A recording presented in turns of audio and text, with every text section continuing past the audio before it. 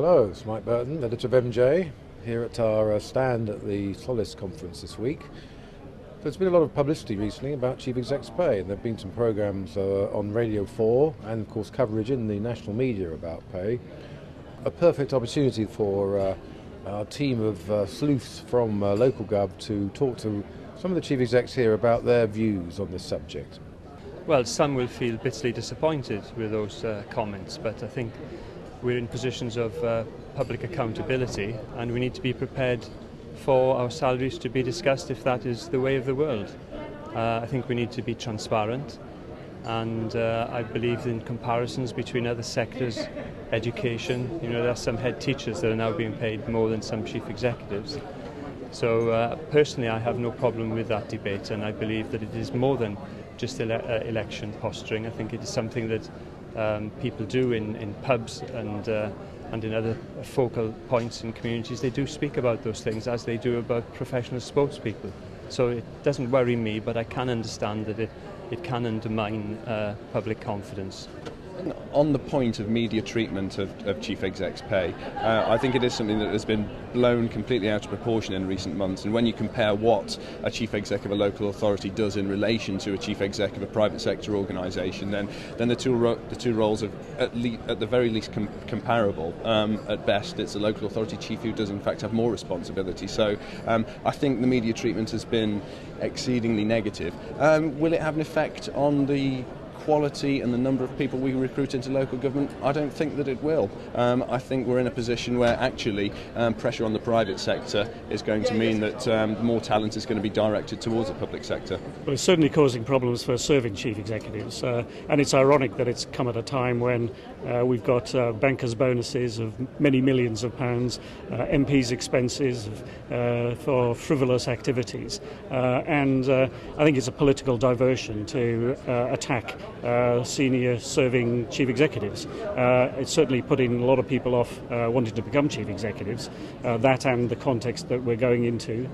It's never pleasant to come into a job and immediately have to cut services, but that's what the reality is probably for the next 5 or even 10 years. I think as far as serving chief executive is concerned, we're all fairly broad-shouldered, and that just goes with the territory. As far as people stepping up is concerned, I think I'd be concerned as to whether or not it's going to put people off applying, and some of the anecdotes around the conference would suggest that the numbers are down in terms of people who want to apply for the post, because not everybody wants that degree of profile. They just want to get on with their jobs. I believe that chief execs provide excellent value for money. They're people who are in charge of organisations amounting to, in some cases, 20,000, 30,000 members of staff. They're responsible for safeguarding communities. They're responsible for safeguarding extremely vulnerable people within those communities and delivering services to them. In the language of the moment, they are very much about managing place and leading civic life. So no, absolutely, great value for money. I think it probably puts people off applying. Not so much because of the pay situation. I think there's a lot made about pay which doesn't exist. So for districts and borough chief executives, their pay is probably a lot less than in the private sector for managing a similar business. But I think it's the sort of message it gives to people that somehow a chief executive isn't worth their salt and isn't worth the money. And let's face it, most chief executives are managing a business that's a £40 million business or more. So and delivers services to the most needy. Also, I think in the southeast, in Tandridge, chief executives' roles very much enhanced by the recession, where businesses are looking to chief executives to find innovative ways of supporting businesses and helping people who have got redundancy and are starting up new businesses. If you get put off by somebody speaking about something like that, you're not really well equipped to be in such a role. Because part of us is we are social custodians. We need to look after the fabric of our communities. But the other part of it is that we need to be inspirational leaders. And if you can't take the odd knock, then I think it's a sad reflection on you. So I would hope not. It certainly would people off wanting to become chief execs. If you look at the recent wave of chief execs, most of them come from the private sector, and they have a belief in serving the British public. And I think it will put them off. They don't need this. I don't think it will blow over after the election, because I think there's more and more focus now on public use of public funds.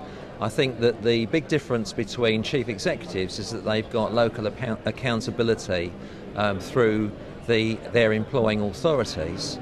And I think that's often forgotten. So I think central government is looking at central controls, but the employer, the local employer, is the one that determines the local conditions of service and the levels of pay. I think it's going to be overtaken by the things that chief executives are going to have to do to find the public savings that we've all got to face up to. We're looking at probably 10, maybe 20% out of base budgets for most local authorities. But I think there's a wider context on the recent austerity measures. So it's all become a part of that. So you've got these MPs' expenses. So all of a sudden, anyone to do with the public sector has become a bit of a villain, unfortunately. So this is a part of the wave. So a bit of posturing for elections as well, but I don't think that's the main reason. Everybody wants good quality public services. There is a price to be paid for that.